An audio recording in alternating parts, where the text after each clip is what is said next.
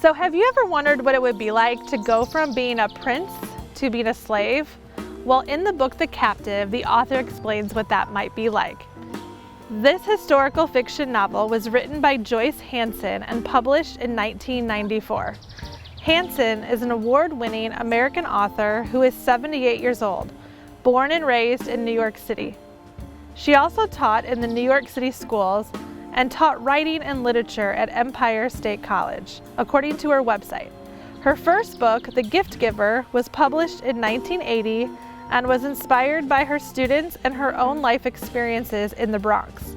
She currently lives in South Carolina with her husband. She has been quoted as saying that she writes to increase interest in reading among people like her students who are underrepresented in children's literature.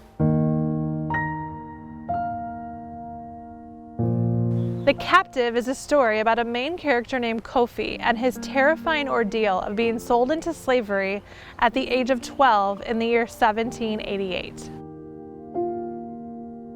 Kofi comes from a royal family, part of the Ashanti Kingdom in West Africa. The book starts out on a celebratory note, but quickly takes a tragic turn when Kofi, his father who is the great chief, and his brothers were all betrayed.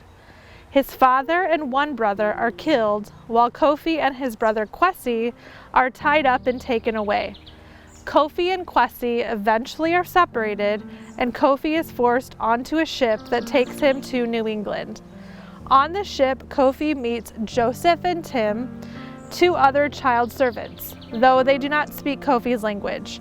They end up sticking together once they land in Massachusetts because they were bought by the same man.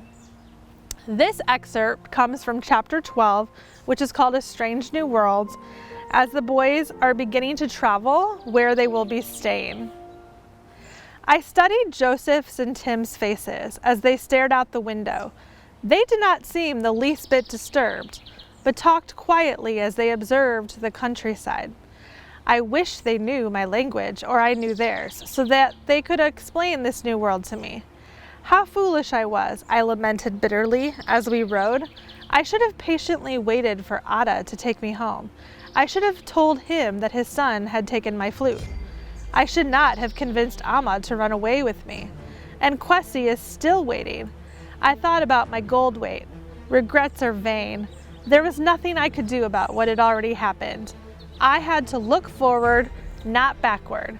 I had to learn how to survive in this place and to find a new way home. The sun didn't rise in this world I was in, but the sea on which we had traveled was the same sea that could take me back to my family. So will Kofi have regrets by the end of this story? Will he try to escape and make it back home to his family? You will have to read the book to find out.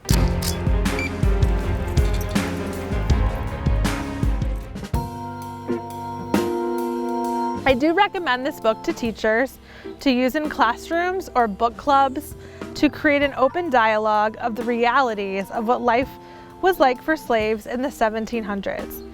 I would also recommend this book to students who may visit the school library. This book may be a little bit older, being published in the 1990s, but the lessons learned in this novel, lessons like overcoming adversity to learning why regrets from our past keep us from living the life that we have now, those lessons stand the test of time. Happy reading!